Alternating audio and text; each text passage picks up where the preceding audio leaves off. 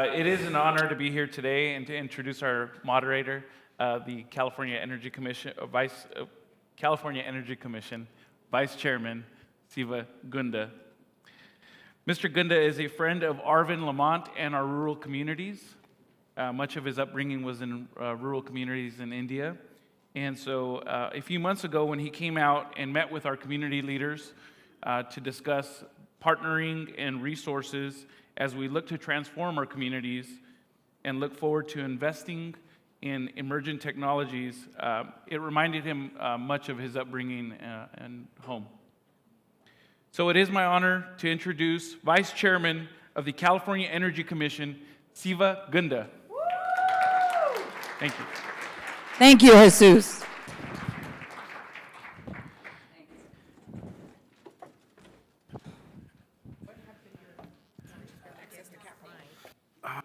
So we scaled large. Is my mic on? I don't want no one here. Okay. Yeah. All right, something's going on. Let me take first. Yeah. Hi. Oh, Ben's microphone is on. All right. Hopefully. I was thinking about you guys. That's why. How do I?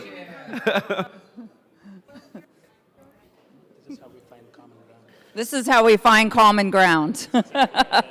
Your staff will find it. All right, I think we got it. Let me grab my notes real quick. Are they here?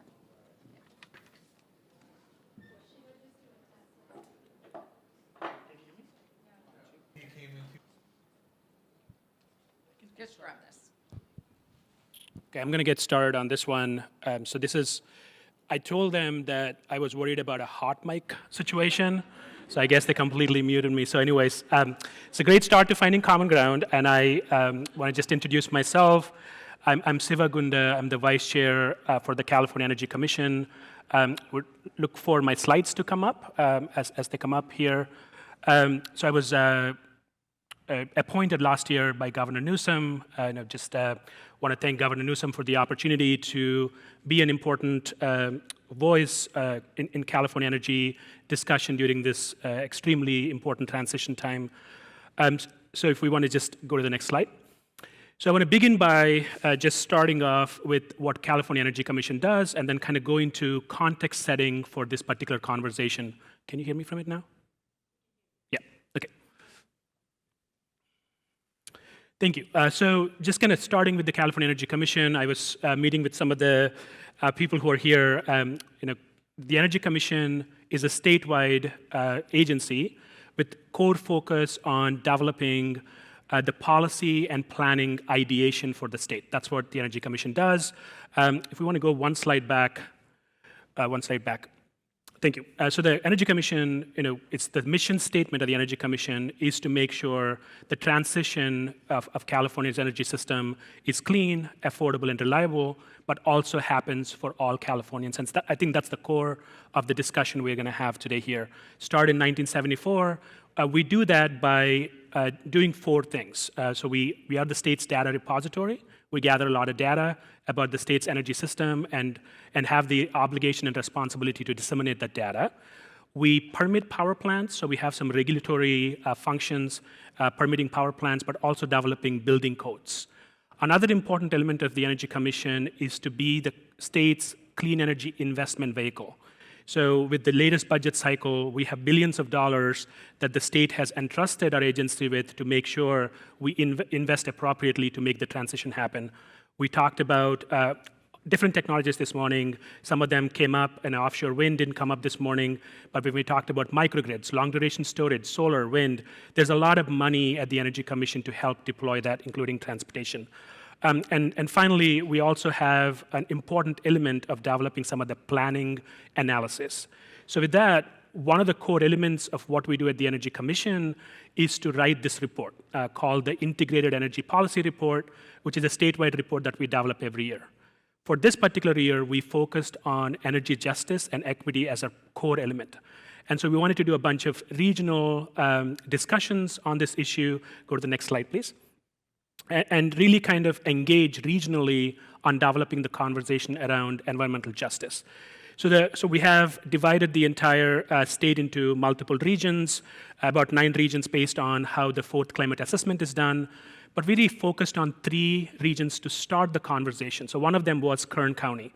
So I want to thank Dr. Kristen and Nicole and a number of Kern County officials for helping us put that workshop here in Bakersfield. It was a huge success, and that's when I went to Arvin and met a number of you. So really wonderful to see you all again. So what I want to state here just for a moment is the lessons learned, right? Every region has its unique perspectives. So I want to start with Imperial County. So we went to Imperial County, and before I go further on this conversation, given that we are going to talk about finding common ground, I really encourage all of us to be in the spirit of humanity and vulnerability, right? Each one of us have our own perspectives.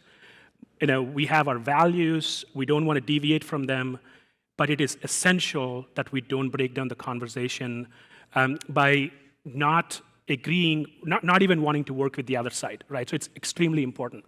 So I invite you all to embrace your humanity and vulnerability for the next 45 minutes, right? So, thank you.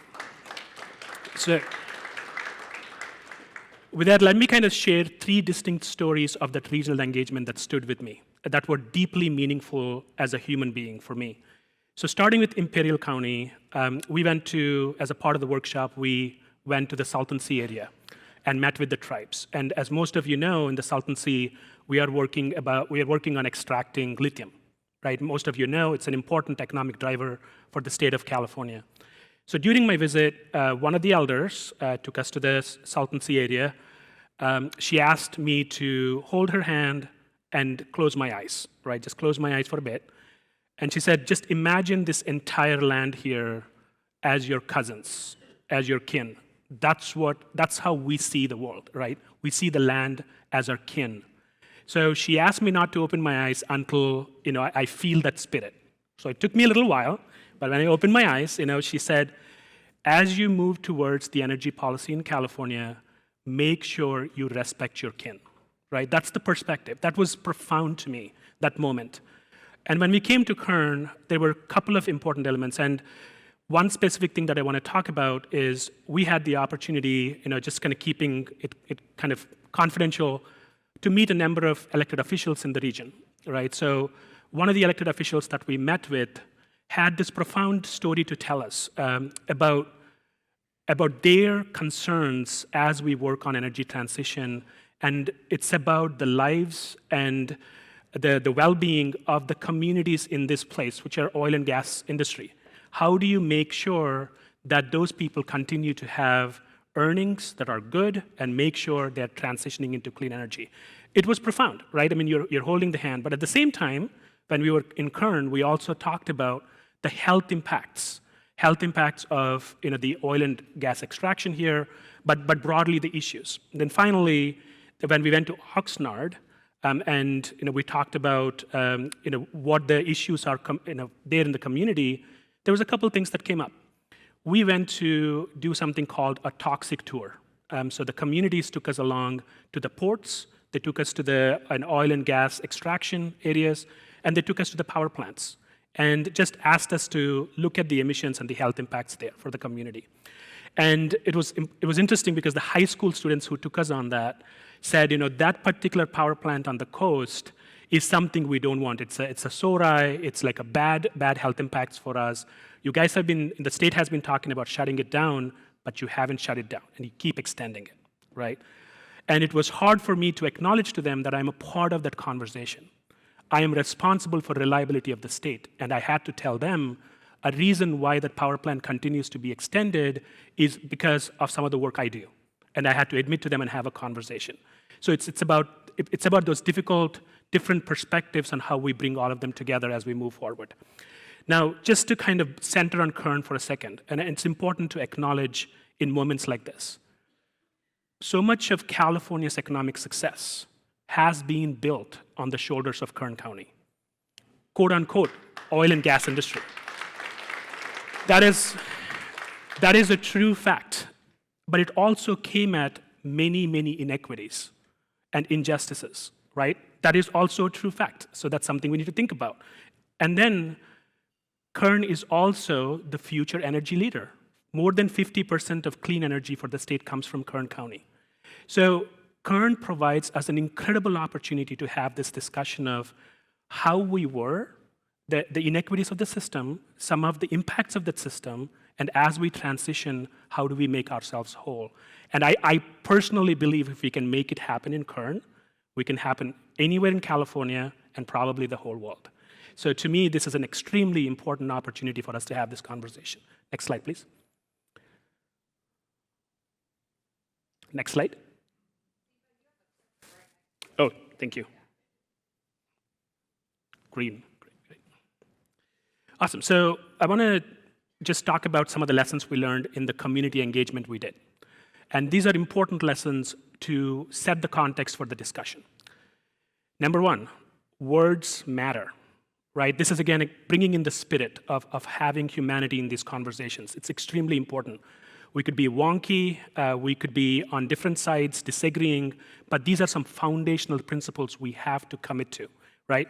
When we talk about words matter, it is not the economy, it's not Sacramento's economy or Kern's economy. This is our economy. This is California's economy, and we're working on that together. It's our. Timing matters.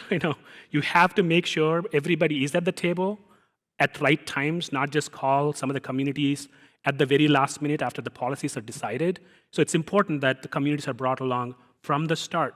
Not just the communities, everybody who feels left out at the table has to be at the table. People matter. At the end of the day, all this is about people in the communities. It's about individuals. It's about lives of mothers, sisters, brothers, and we need to make sure we take that into account. Building trust. We cannot have finding common ground discussion if we don't have trust, period. And to have the trust, it comes with having to have respect. Consistency matters. We can't keep changing our words. And to the extent that we have to change, we have that conversations. And finally, the most important, conflict is almost unavoidable and necessary in transition.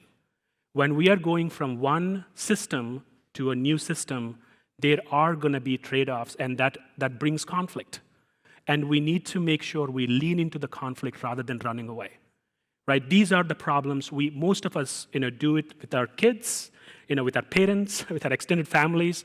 It's the same, right? We need to make sure we don't run away from conflict. So then how do we start about common ground? The last 2 years since I've been appointed, and I want to just thank Senator Grove, who during my appointment process said, have you ever come to Kern? I need you to come to Kern before you make policies. And oh my God, I just want to say thank you to her for asking me to come down and make sure I learn from here, boots on the ground, what transition means, right? So when we put that into context, start with what we agree on. I think there are some common truths we all agree on, right, at a very high level. I don't think it's controversial, in this room at least, to say climate change is real, right? The climate change is happening and accelerating. We can debate on the amount, we can debate of who caused it, but it is happening, and it is important that we address it as quickly as possible. Equity has to be the center of the conversation. For very long, a large swaths of our communities have been left behind in the conversations that were very important. And it is important now to make sure we focus on equity as the center as we move forward in our conversations. It's also really, really important that we need to have conversations and not break it down, right? So to say common truths, let's agree on some common truths. And we also know where we are going. We are going as a state to a clean, reliable, affordable future. And so we are here, we are there. We don't completely agree on what the common truths are. We differ a little bit, but we agree on about 80%, right? Then it's important to think about how we go from here to that endpoint, recognizing that there will be trade-offs, and how do we talk about trade-offs, and how do we make each other whole during the transition. So that's kind of like where I want to set it up. I'm incredibly grateful to having these wonderful two people, esteemed panelists, Lori, who I became a friend with during my visit to Bakersfield in the previous one, and Tanya. One comes from a community spirit, community engagement and thriving on that, and one comes from the industry. I don't think we ever actually sat together, So I just want to say, Nicole, thank you for making it happen, for all of us sitting together and having a conversation. So with that, I will invite Nicole back. Just Thanks. briefly, while folks are coming forward, thank you. And so I just want to take a moment. So when the chancellor and I started having conversations about this panel and finding common ground, and then when we met with you in July, and then we've had many conversations over the last 3 months, is that we wanted to do it with, or please sit down, with two organizations. You want me to sit here and you're in the middle? You know, Western States Petroleum Association has been in Kern County in the Valley for decades. And Dolores Huerta and her work has been here for decades. And we're so blessed to have these two women, and we really wanted, Chancellor, women on stage to have this conversation with the commissioner. And I'll wrap up by saying this, quoting from the Chancellor earlier today during her speech, we're trying to find practical solutions where there are ideological divides. Too often, politics is in silos. We want to bring that conversation and start it here. We're starting it here. Tanya is now in the family. Lori's already in the family. Siva's already in the family. Sorry, Commissioner. Yeah. And so we will begin with this, the vision from the Chancellor here on this stage. Thank you. Right. Okay. Thank Feel you. free to move this chair if you need to. All right, so I was super nervous about this conversation. Oftentimes, these are the conversations we decide to not have because they're difficult. And it's easier for state agencies to not get into this detail and just stay at a 30,000-foot level and just walk away. So I want to start by just acknowledging these incredible leaders in their own right, years of work experience, years of knowledge. And I want, and I said this to both of them, we want to open our hearts to have an open conversation, not worry about script. So we didn't have a lot of questions. We just had one question that I'm going to try and moderate this organically. And if anybody has a pressing question, would love to welcome. And this is, again, our conversation, this whole team's conversation. With that, I want to just start with you here, Lori. Let's start exploring this idea that there are going to be trade-offs, and we're going to have to find common ground. Let's just, introduce yourselves. What you see as your role in this conversation, what your values are, and talk about whether you think finding common ground is important or not. So, I direct civic engagement work for the Dolores Huerta Foundation, and for those of you who might not be familiar with our organization, our mission is to inspire and organize communities to form volunteer organizations to fight for social justice. And we serve primarily here in the Central Valley, in the High Desert, and Palmdale and Lancaster. I think that we can solve the climate crisis, but I do not assume that we will.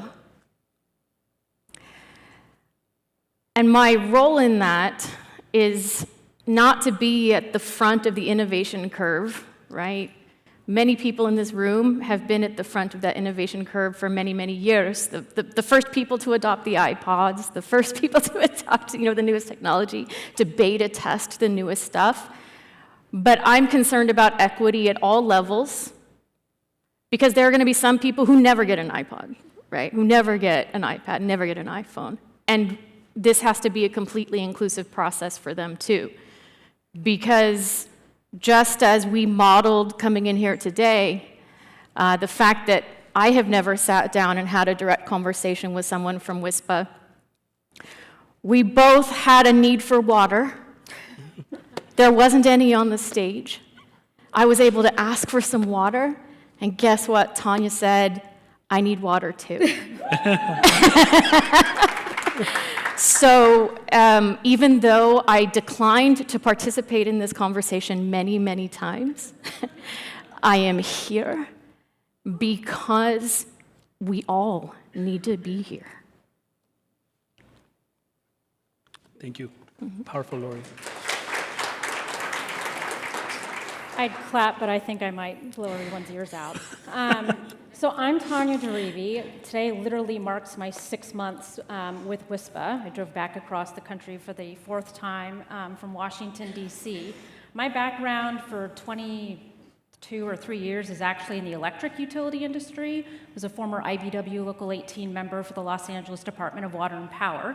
And I began my professional energy career actually with the California energy crisis on behalf of the Los Angeles Mayor's Office, and then moved to Washington, D.C. on behalf of the next mayor, Antonio Villaraigosa, and ended up staying there and working for a consulting company. And my first entree into the oil and gas industry was actually when I was told I was going to be working on Deepwater Horizon when that broke the Gulf of Mexico.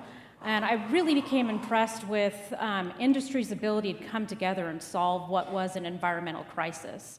And the reason why I stayed in the energy industry, and most of that was the public sector, not the private sector, was because I thought it was, in my mind, the best approach for me was to work on this energy transition or energy emissions transmission from inside the industry.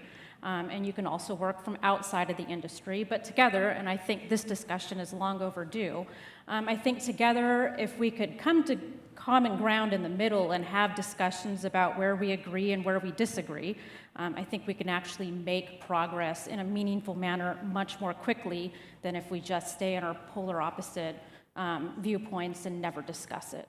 So that's my perspective. Wonderful. So I want the audience to give an acknowledgement to these wonderful people for actually sitting together. Right? As Lori mentioned, I mean, she declined being on a panel like this before. And as I mentioned, I was super nervous last night. I was kind of like rolling up, in my bed. I'm like, how is this going to go, right? I don't know. But, I was inspired by their humanity, by their ability and courage to be at this conversation with the spirit of moving California forward, right? So I want to just put one comment, and I'll pass it back to both of them. So when we talk about trade-offs and finding common ground, that doesn't just happen from a fossil industry to clean industry, right? Even when we talk about within the clean industry, when we talk about putting solar panels, what does that mean to the land use or the water use? We're talking about increasing offshore wind in the state. What does that mean for fisheries, for defense, for the whales? People care about different things. So it's trade-offs across a multitude of issues, and we all do it all the time, no matter where you are. So with that, what does finding common ground mean to you?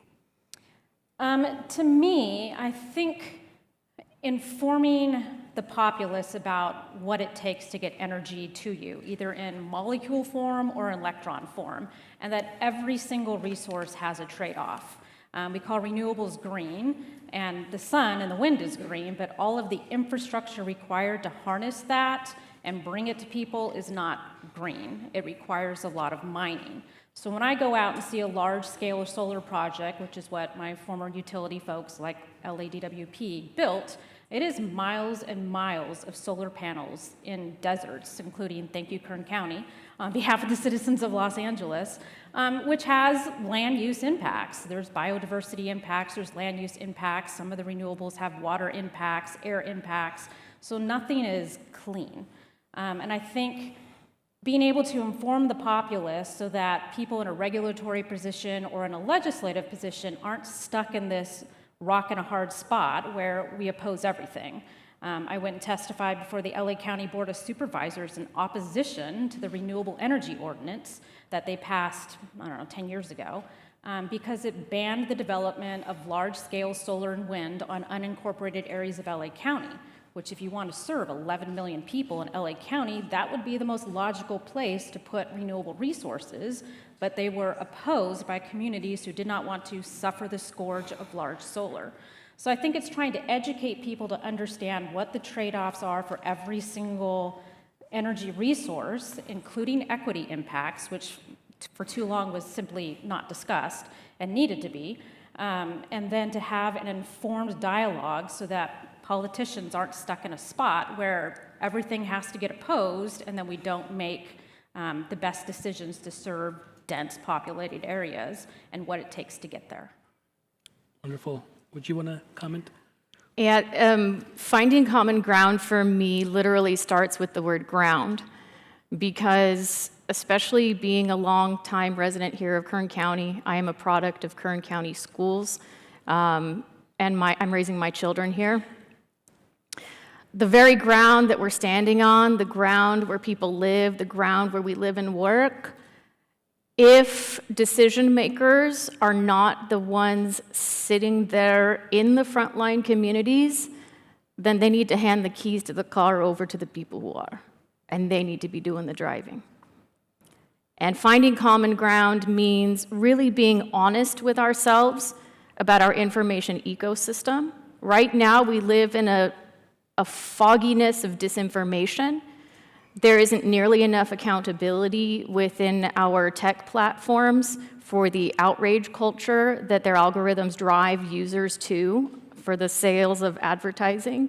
I think that that's extremely unhealthy and is not going to help us achieve a shared understanding of words, a shared understanding that we decide together what those words mean. Living here locally as well, finding common ground means recognizing that there's a tremendous amount of loss that needs to be processed by all of us in making this transition, because moving towards the future means that we have to process the loss of the past. And nowhere do I feel that pain more than right here in Bakersfield. I can't send my daughter to music class without recognizing that the conversations that we are all starting to have in the community about transitioning away from fossil fuels is going to impact her teacher, who is third, fourth generation oil adjacent. The fact that we have depended upon two major extractive industries for the entire time that Bakersfield has existed, and now we're being asked to completely reevaluate both of those industries and transition away from them.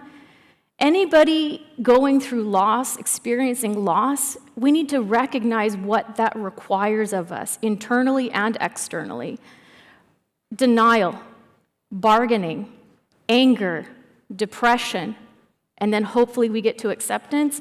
Bakersfield and Kern County is experiencing the first four every day. Every day. Because it's not okay for us not to acknowledge the impact on the people here in Kern County who have been taking biosolids from other counties for decades, have been taking batteries from aerospace in the west side of the county for decades. The resource curse is a really helpful framework, I think, for finding the common ground, because in international relations and economics, political science theory, resource curse is basically the poverty paradox, the idea that places that have just tremendous natural resources end up being lower in educational attainment, lower in social services, lower in health outcomes, lower life expectancy. But the way that we view that on a global level through sustainable development goals frameworks is very helpful for understanding how to help Kern. We need to pour investment into education. I loved hearing the conversation here earlier because, and this is my final point about common ground, how we value knowledge and what knowledge we choose to value is core to our ability to succeed here in Kern and by extension, the rest of the world. We cannot say that because your experience is practical or vocational, that therefore it is somehow lesser than theoretical. That is never going to be okay. The prior experiences that our workers here in Kern County bring to the table are desperately vital to all of us. But they also have to have the connection to the humanities. I am very, very privileged to have been able to go to a school where I earned a degree learning literature, philosophy, and history, primary source-based study, proceeding chronologically over the course of 2,000 human years history. And it taught me many, many, many things. The technical and the humanities has to come together here in Kern County, and that's how we're going to get the quality jobs we're really looking for, and it's how we're going to find the common ground that we seek. Can I respond? You want to respond? Yeah. Yes, please. Sorry, two things. One, if you read my resume, you would think that I was born and raised in the city of Los Angeles, and I definitely was not. I grew up in the Sierra Nevada foothills in a small country town of 242 people where there were literally no mailboxes and no streetlights, and then moved to Los Angeles for college. But I say this because my father actually went to Fresno State and dropped out his first year because he decided that college wasn't for him, and he decided to become a carpenter. So I grew up in a family whose sole breadwinner really was a skilled tradesman. And then my mother was an immigrant from China. She's Russian. And was a public school teacher, educated at UC Berkeley as well. And as far as the extractive industry, which our entire economy was built on, I'm really looking forward to a way when we think about all of the batteries and the solar panels that are going to be needed for the clean energy future, that people really start seeing mines that are associated with all of those resources. And if there's a way to do it in a more environmentally friendly manner, we should absolutely do that. And the one industry that I know of that knows a lot about drilling things and holes in the ground and getting things horizontal drilling and everything else is the oil and gas industry. So to the extent that they can help clean up that process, I am very much looking forward to perhaps how they can help with that transition as well in a more environmentally friendly manner. Yeah, this is amazing. I mean, I could listen to both of you just talking for the whole day. I mean, like, it's just really helpful, right? Really helpful to have this conversation. You kind of mentioned, broadly the importance of having some common truths, agreed upon facts. Don't kind of, whether it's on the green movement or whether it's on the fossil and industry, don't change the actual data, but have information that is clear. Both of you talked about it. Promoting awareness is another thing that we talked about. And the last point that you made, Lori, which is you moved us at the Kern County workshop very similarly, is that this is equity and injustice is deeply emotional, and it has to be resolved from that space. And if we somehow say we're going to solve emotions through a bunch of presentations, it's not going to happen, right? It has to happen with the conversation. And I want to pivot to a little bit of barriers and the barriers we experience in having these conversations. And some of them really come from either silencing somebody's voice by shaming, or kind of just brute force, right? Both things happen in our society. And I'm, as I said, I was going to be vulnerable in this conversation. It happens to me, right? I mean, I sit on the commission now. It's very easy for somebody to say, go back to your country. It happened to me. I'm not just making that up, right? And what happens when something like that, when somebody says that to you, is it deeply disempowers you to do what you're trying to do, right? You could push it back with anger and hate, or you could do it with understanding. I choose the understanding method, but it hurts. It takes days away from your ability to actually work and get things done. So I think it's important that we allow this conversation to be graceful, kind. That doesn't mean we compromise on our values and convictions, but really kind of have the conversation understanding that they're trade-offs. So with that, I'm going to go to you and talk about how do you see, what are the barriers? I mean, why did, for example, this conversation take this long from your perspective? Well, I think we just live in a very polarized society right now, which is really unfortunate. And I've spent most of my career in some sort of realm of politics. And I think there is just this aversion to having difficult conversations. This can be a very difficult conversation for people, especially if they're very, very passionate about some form of the environment, be it the air, the land, or the water.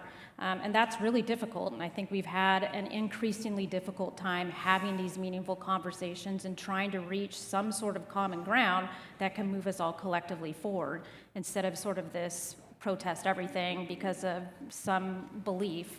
And I think we spent more time trying to understand where the other, whatever the other may be, I think we can make much more progress much more quickly. Thank you. It takes a real art and skill and humility that I think you model quite well, and it's one of the reasons why I did say yes to being here. because I did have trust that you would be able to structure the conversation in a way that would preserve power dynamics. And I think that, you know, one of the reasons why perhaps that has not happened, or we haven't had the conditions for that before, is that, for example, the times when I have been at public meetings here locally, the Board of Supervisors in particular, there was a really big meeting, in fact, about 3 years ago, where industry was invited to basically give presentations about what they were doing. And when people who wanted to bring other considerations to the table got up to speak, they were told, no, this is for industry, you don't get to speak today. And when I have been at state level hearings as well, I have noticed that, you know, you could have 200 speakers on, you know, the list to speak, but, you know, the petroleum organizations are going to be in the first 10. And when I think about the decision-making that we have in front of us, the way to make decisions responsibly, we need to be honest with ourselves about the system of decision-making that we currently have, because it is not equitable. It is not. There are many reasons for that, and I do feel very passionately about those reasons, which is why this is a difficult conversation.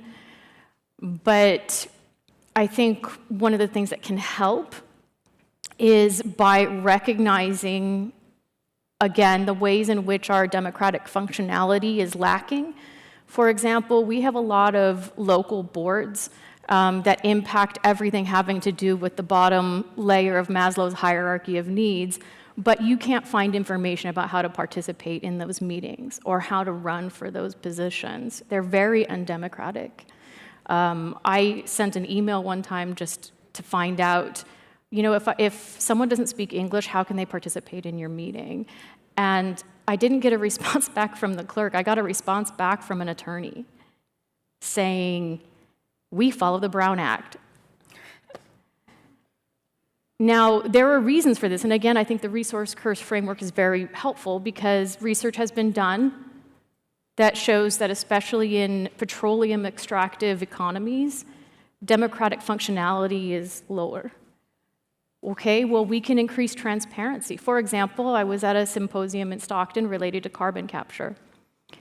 One of the regular participants in all the panels was someone who is a leader in carbon capture and helping people understand carbon capture, but she waited till the end of the day to tell us that she worked for Chevron for 25 years and that her whole program was funded by the oil and gas industry.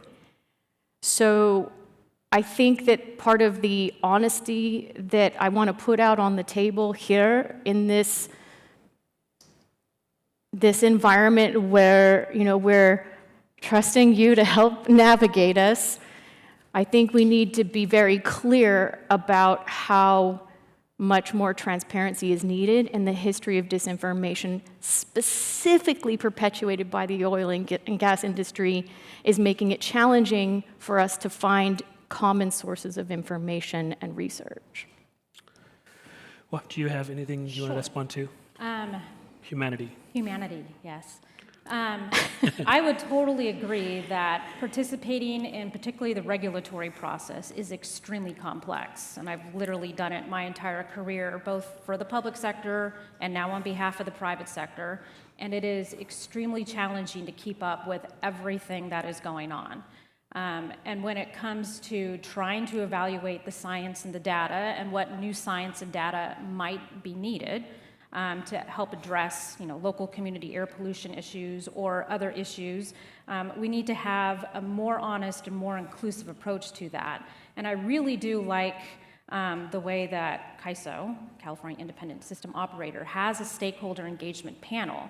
And it's not people who are selected by the governor's office or the Energy Commission or others. It is folks that industry and the environmental groups nominate, here's our pool of people that you can select from, and then to have that discussion where you can do more in-depth analysis about what that data says, what new data may be needed, and to have some sort of way for stakeholders to come together that have more in-depth expertise to sort of break through that and see where those gaps exist and what more needs to be done. And having that sort of transparency based on, folks that industry or the environmental justice community and have it an equal share, I think would go a long ways to helping break through a very complicated regulatory process that is moving incredibly quickly. Thank you. So I'm going to ask one more question, and I would love to welcome if anybody else wants to ask a question. So I guess Nicole can help with that.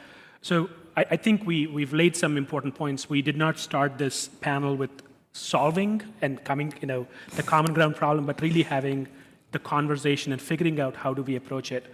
A number of things just came up, right? Honesty, transparency, trust, information that is accurate, and then we're all using the same things. So I just want to give an opportunity to both of you to kind of set the stage on how do you see an ideal process for finding common ground, and some of your perspectives before we go to potentially an audience question. I can think of two things that have to be a part of that answer. Number one, frontline communities, and I define those as being anybody who lives anywhere where there is a project being proposed, considered, planned, et cetera.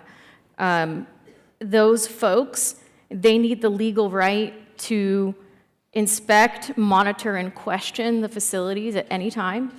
They need to have the right to have access to subject matter experts of their choosing, to be able to change their minds about those subject matter experts whenever they want. And that anybody approaching them claiming to have expertise needs to be they need to disclose transparently in writing who is funding them, what is their background, any potential actual or perceived conflicts of interest need to be disclosed in writing to those frontline communities in inaccessible language for them to access it. If they're going into an indigenous community, they better be coming in with Triqui, Mixteco, indigenous languages, okay? Secondly, I think that, and especially as we proceed on, this week is going to be a very interesting week in Kern County. And every single person here, for every one of us, there are about 100 other people here in Kern and beyond who should be here too. I think that as we proceed into the week and continue to talk about economic mobility, continue to talk about environmental justice, continue to talk about climate change and how to solve these problems, and especially when things get technical and people start using a lot of words and a lot of acronyms, at the end of the day, if I can't explain it to my 6-year-old in a way that makes sense, then there's a power problem. Let's recognize that. Let's alleviate it. And let's recognize also that one of the things that I kind of cling to as a core principle for any solutions that are offered by anybody is that we're looking at electrification plus renewables. We're looking at meeting the IPCC goals. We're looking at making sure we don't lose workers in the process, and we're protecting their rights, and we're fighting for quality jobs and education. This world has to work for my kids and your kids too, and their kids and their kids. That is the lens I filter everything through at the end of the day. And let's prevent the next 100 years of environmental racism by avoiding dead-end technologies, like a lot of the ones that unfortunately are being funded substantially today and championed by a lot of folks. But I invite you to think critically about that as we proceed through the week, as I have, and I continue to be open to hearing what everybody has to say. All right. Well, the frontline communities to me also includes the too often forgotten rural communities. Like my family has PG&E transmission lines that run through their property, 2 sets of my family, and they've been evacuated multiple times, mandatory evacuations, because fires.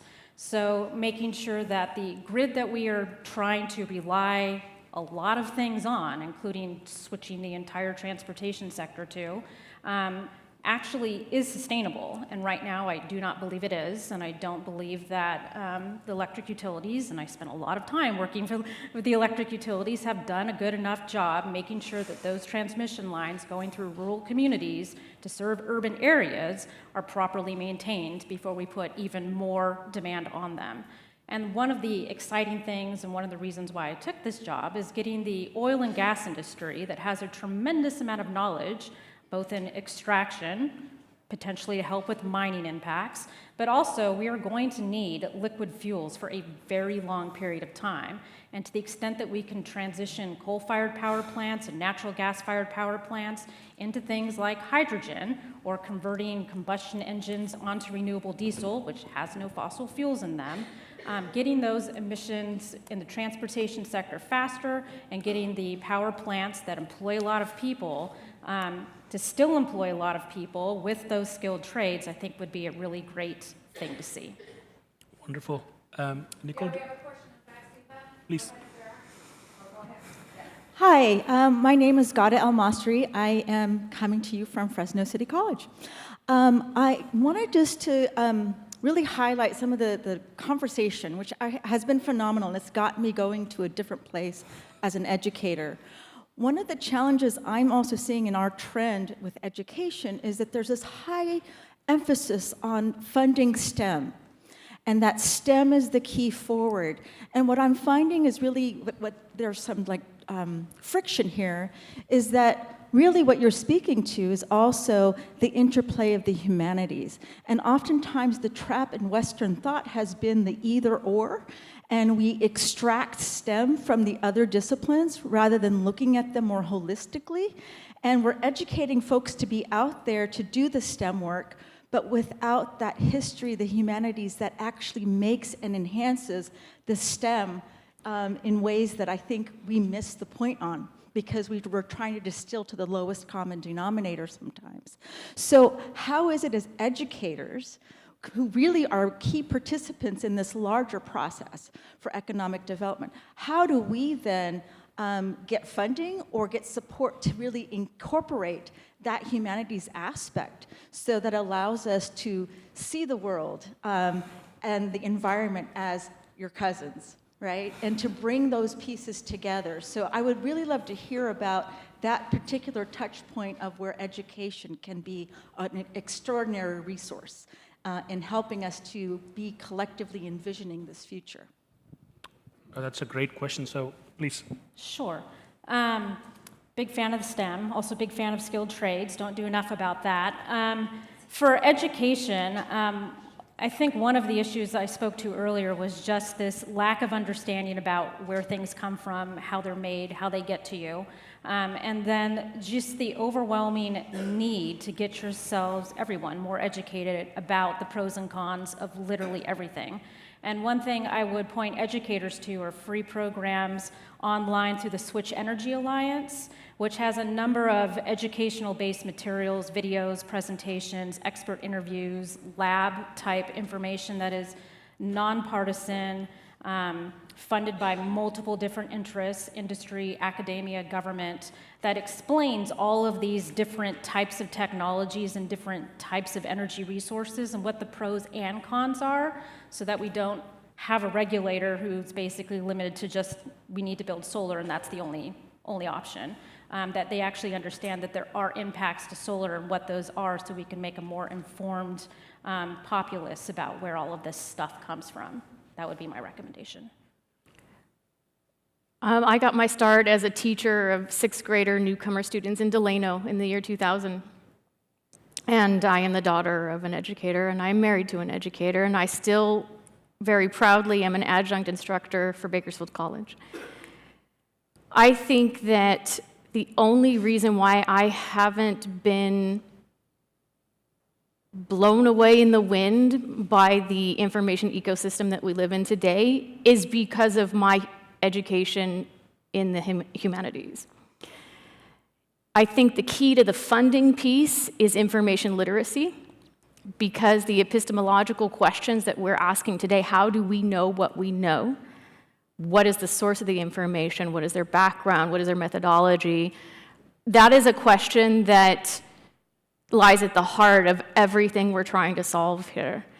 And at the end of the day, when you are asking epistemological questions, you do find that shared understanding, and you only get that when you are anchored in the humanities and an understanding of history, an understanding of our literature, and an understanding of philosophy. And I can already hear my stepfather laughing, because he'll say, do you want some fries with that philosophy degree, right?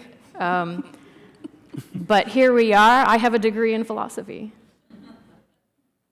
Yep. And I am weighing in on technical issues because no one person can know everything. It's not possible. If they try to make you think that they do, they're lying to you. It takes everybody, especially people in the humanities. Thank you. That was a great question. Do we have a couple more? Yeah, great. So just close? Yeah. Okay. All right, so I think looks like we have a lot of questions. We could talk outside, hopefully. I just want to close from my perspective and ask both of you to have a quick remark. As I mentioned earlier, California is a very diverse state. We have nearly 40 million people, home of over 100 federally recognized tribal nations, and home for immigrants like me. Proudly call this my home. So I think for us to move this conversation forward together as one big family, we need to build trust and look forward to continuing to engaging. And real quick, my phone's blowing up, so this isn't stopping here, this conversation. This will be the chancellors, the commissioner, and me staffing probably, and to continue where you see this, because Lori, thank you for saying yes. Tanya, thank you for saying yes. But there were good points of what we can do short-term and long-term, that we can maybe put something together through WISPA, through the foundation, via Commissioner Siva Gunda. So take this opportunity. We're going to break for lunch to help us, or to network and to regroup here about 12:30. But regarding this panel, this conversation, my phone, they can listen to everyone all day, because we haven't done this. We haven't done this in an honest conversation between all of us. We've all wore different hats representing different groups. So we will continue. We've got our marching orders, and to be able to do this in an intentional and thoughtful way. Thank you so much to this panel. Thank you all. Thank you. Tanya.